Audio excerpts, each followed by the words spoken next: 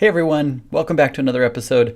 Today we're actually going to be doing a Pediatrician reacts to a movie because everybody loves so-and-so reacts, and I love watching those and seeing what other people think about things. So who better to criticize and critique the way that other parents in the movies parent their children than a parent? And so I just wanted to walk through kind of the things that I liked about this scene. And this is actually, I'm going to mute it and I'm going to hit play and I'll kind of set it up as the scene starts to unroll. So this is from the movie Hidden Figures, which is about three African American women who worked for NASA and helped get John Glenn to the moon. And it is a fantastic story. Right now, the mother in the scene is talking to her mother about her new job and the new responsibilities and everything like that she has. And they are going to be interrupted in just a moment by her three children. Now, she's a widow, so she not only raises her children, but has this important job. And we're just going to see how that kind of gets talked through here. Thank you, Mama. Are they asleep yet? They're pretending to be. Well, they're not pretending well enough. Thank you, Mama. Love you. This is my bed. Go back to yours. Get the oldest. Get up. What are you doing? It's not fair how Joyland gets to sleep by herself because she's the oldest. Yes, it is fair. No, it's not. Yes, it is. Constance, Kathy, sit. Now, I understand you want to be grown and have your own space. So whoever sleeps in that bed in Joylette's place will also do the dishes, take out the trash, and do all of Joylette's chores. Oh, that's okay. Never mind. Yeah, she's not so terrible to share with. So the thing that I like about this scene so far is, the girls are making a bunch of noise and the mom doesn't yell down the hallway, which sometimes I'm guilty of doing that too. But she goes in, she calmly sits down, she takes her time. There's no emergency to getting things under control, and it's better to kind of talk things through. And the first two words out of her mouth, which you probably don't remember, so I'm going to repeat for you. She says, "I understand." And so that is a great reminder to me as a parent and as a pediatrician to start when your children are fighting, when they're upset, when they feel misunderstood, when they're upset about how things are going, to show them that you understand. And this is actually something that I teach parents in my LEAP workshop, LEAP, listen, empathize, acknowledge, propose a solution, LEAP. So in there, you listen first. I mean, she can clearly see what's going on, and listening is kind of reading the room and knowing those sort of things. But then she empathizes. She says, "I understand." And then she talks about how she understands, like, getting your own bed is a big deal, and then acknowledges that that's a problem and then proposes a solution. Well, you can have your own big bed too, but you're going to be at the one that's having to do the chores and everything like that. So that's what I like first and foremost with her approach.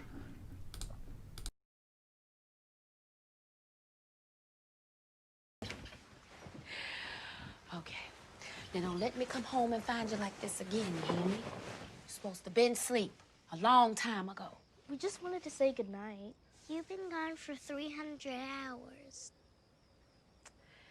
I know, I work a full-time job now. You all know that. I have to be mommy and daddy. I miss your father just as much as anyone. He's with the angels. Yes, he's with all the angels. And he's... So what I like about what she did there is she acknowledged how they're feeling. She didn't say, no, you're wrong, or why aren't you more grateful for the time? Because the daughter says, you've been gone for 300 hours.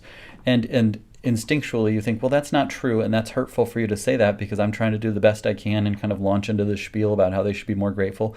But instead, she just acknowledges how they're feeling, where they're at with it, and that she misses their father, who has, from this scene, clearly passed away previously, and she's trying to do these things on her own. And she does acknowledge that it's hard, and modeling sharing of emotions is important for parents to do for children, rather than no, it's fine, don't talk about it, don't worry about it, let's just not talk about it, or let's not acknowledge how things are going. We can say, yeah, this is hard, I have to work a lot, I really miss your father as well, and it's hard, and we're carrying on the best we can. Every minute, okay? That's why we have to be strong. All right? Yes, Mama. Y'all get some rest, okay? Mama, Yes, baby. are the Russians fixing to attack us? Where'd you get that from? We had to hide under our desks today, all scrunched up. Okay, baby, that's called a drill. It means you practice safety just in case something happens. Truth is, we don't know what they're doing up there. You going to space too? No, baby, but I'm going to do what I can to help those brave men get there. Yes, I am. You could fly up to space if you wanted to, Mama. You could be an astronaut. Did you draw this?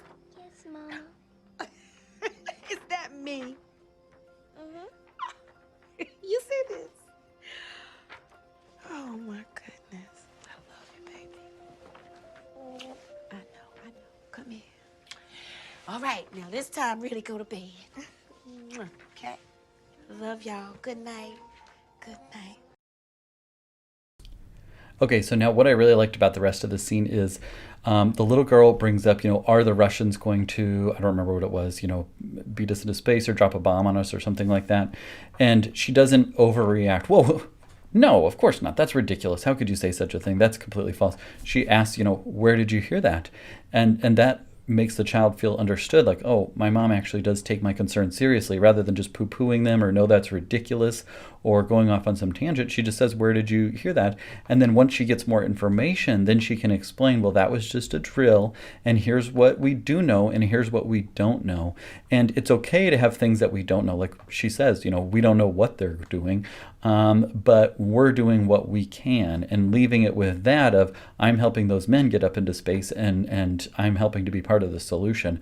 That is all that children need to feel reassured. As you can see in this video, that's what it takes for them to feel reassured, is I feel understood.